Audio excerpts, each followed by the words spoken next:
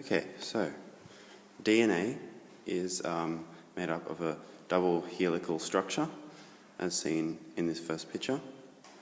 The backbone here is made up of a deoxyribose sugar and a phosphate backbone. So that's made up of the back there. And these rungs across here are made up of nitrogenous bases. So adenine is always paired with thymine, and cytosine is always paired with guanine. This picture here also says the same thing, but it's just rolled out. That's stretched, that isn't. So there are the nitrogenous bases, adenine and thymine, and here's cytosine and guanine. And on the side, the circles represent the sugar, and the space in between represents the phosphate. To start, DNA replication takes place inside the nucleus of a cell. So basically, in DNA replication, you start off with a normal DNA like this. This is stretched out so it's easier to see. But as you can see, it still has the adenine and thymine nitrogenous bases and guanine and cytosine linked together. It also has sugars, which are represented by the circles, and in between, the line in between the circles is the phosphate. Okay, so in the first step, what is called a helicase, which is an enzyme, comes in and starts splitting the DNA up the middle, like this.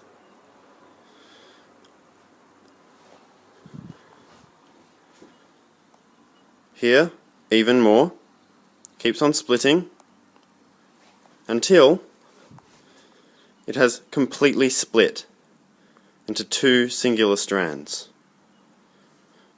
What happens then is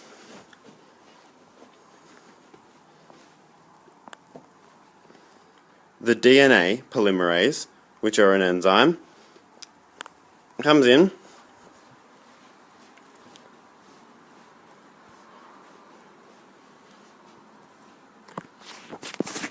sits here and works its way down like this. And as it does, it adds a backbone of a sugar phosphate and a new nitrogenous base. So as can be seen here,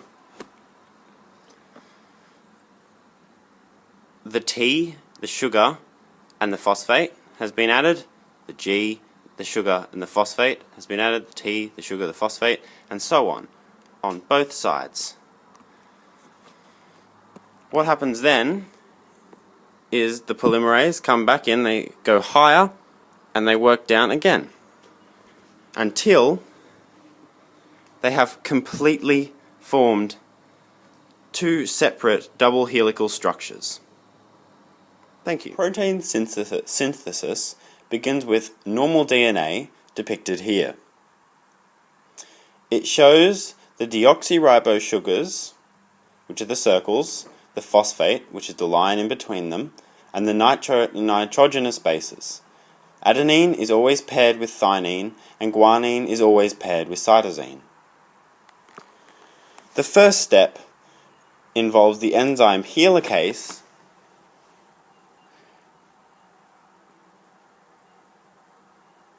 breaking apart the DNA shown here. It breaks it until there are only two separate strands of DNA.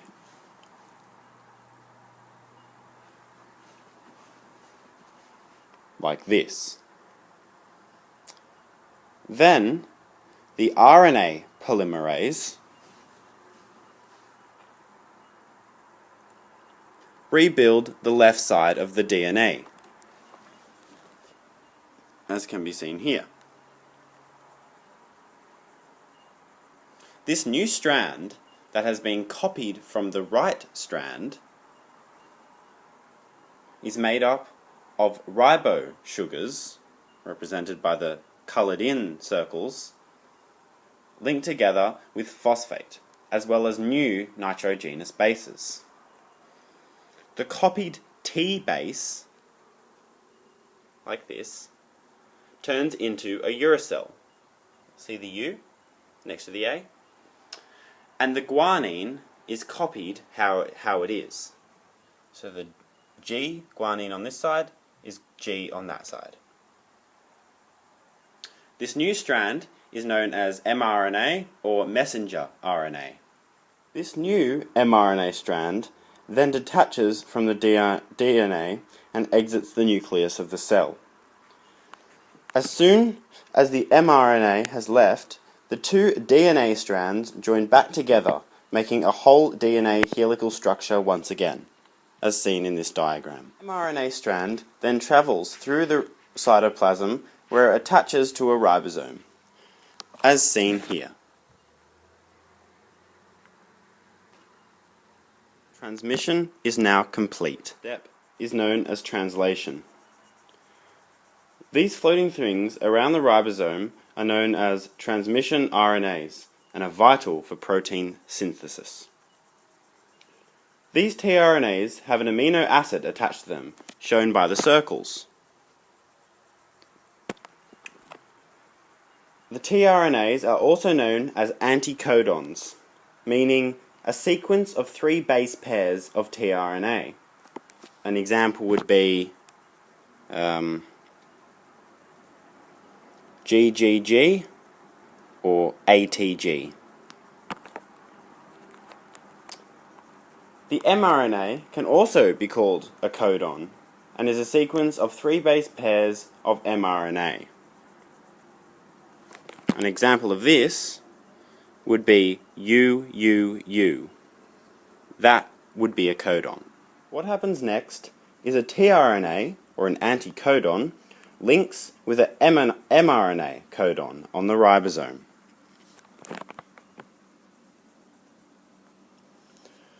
The tRNA and mRNA have to complement each other, e.g. tRNA AAA here must match with the mRNA UUU, like this. When this happens, the tRNA drops its amino acid and moves back into the cytoplasm. So here is its amino acid. It has dropped it on the cytoplasm, and the tRNA moves away into the cytoplasm. The next tRNA matches with its mRNA counterpart, and its amino acid is dropped. This process happens until the mRNA strand has been completely used up. The subsequent amino acids attached to each other form what is called a polypeptide chain, which in other words is a protein. The thing that connects the polypeptide chain together are called peptide bonds. So, in these little lines here. The amino acids that have been formed are as follows. The first one is lysine, the second one is proline, the third one is histidine, the fourth one is asparagine, and the fifth one is also an asparagine. And the protein is formed. And that is the concluding of protein synthesis.